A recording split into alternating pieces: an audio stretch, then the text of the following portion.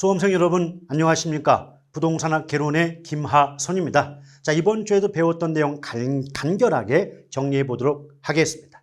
자, 1번 보시면 영업인가를 받거나 등록을 한 날부터 6개월이 경과된 자기관리 부동산 투자 회사의 최저 자본금 규모는 70억 원 이상이 되어야 하는 거 모두 알고 계시죠? 그래서 1번은 70억 원, 2번 무엇은 일반적인 기업 대출과 달리 차입자의 신용이나 부동산 등의 물적 담보가 아닌 개발사업으로부터 예상되는 무엇을 담보로 대규모 자금 조달이 가능하다.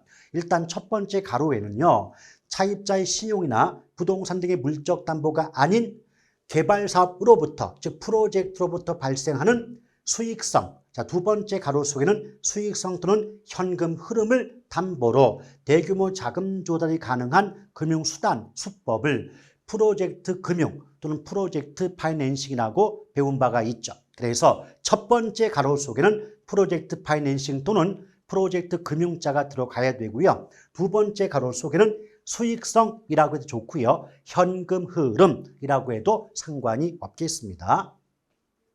자, 3번. 이미 이용 계획이 확정된 토지의 매입은 부동산 개발의 위험 중 법적 위험에 대한 대책이 되는 거고요. 또 비용 위험에 대한 대책으로는 최대 가격 보증 계약이 답이 된다라고 배우셨던 기억 있어야 돼요. 4번 특정 유형의 부동산에 대한 포인트 수요와 공급 분석. 수요 공급 분석 나오면 이때 정답은 시장 분석이 되는 거고요. 두 번째 줄에 현재나 미래의 시장 상황에서 매매 임대. 자, 매매되거나 임대될 수 있는 능력. 이때 능력을 다른 말로 가능성 또는 경쟁력이라고 바꿀 수가 있습니다. 그래서 매매 임대 가능성 이런 식의 말 나오면 시장성 분석이 답이 되는 거죠. 다시 한번 정리합니다. 수요 공급 분석 써 있다. 시장 분석이 답이고요. 매매 임대 가능성 또는 매매나 임대, 분양 임대 이런 말이 붙게 되면 시장성 분석을 답으로 하시면 돼요. 그 다음 5번 보시면 워푸드 교수의 분류상 부동산 개발의 과정은 7단계죠. 아예부타 금건마, 아이디어, 예비적 타당성, 부지 확보, 타당성, 금융건설 마케팅 순서죠. 그래서 여기서 이제 부지 매입 다음에 타당성 분석, 금융건설 마케팅의 순위다. 그러니까 앞에 가로 속에는 타당성 분석, 마지막 가로 속에는 마케팅이라는 글자가 나와야 됩니다. 6번 무엇은 시장에 공급된 부동산이 일정 기간 동안 소비되는 비율. 자, 공급된 부동산이 일정 기간 동안 소비되는 비율은 그 자체가 흡수율이죠. 흡수율입니다. 근데 그걸 조사한다고 했으니까 가로 속에 들어갈 말은 흡수율 분석이라고 보시면 되는 거고요. 7번 무엇은 개발 사업의 구체적 수익성을 평가하기 위해 등장한 방식. 이게 바로 경제성 분석이죠. 경제성 분석.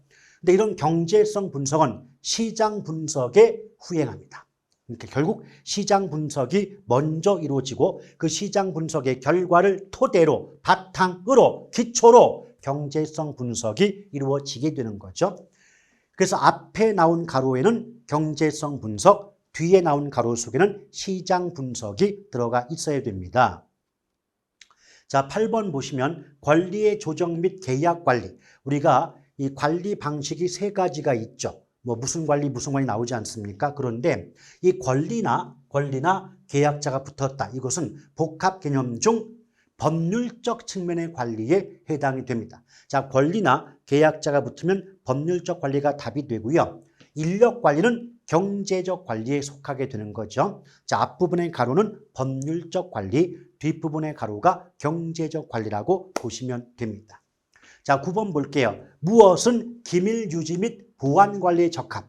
우리 관리 3방식 중에서 기밀 유지, 보안 관리가 따봉 그러면 직접 관리 아니면 자기 관리가 답이 될 수가 있는 거 아니겠습니까? 더불어 무엇은 현대적 관리에 적합하다. 현대적 관리에 적합하다는 건 그만큼 관리의 전문성이 높다는 의미가 되니까 이것은 위탁관리 방식 또는 간접관리 방식을 답으로 할 수가 있는 것이겠죠.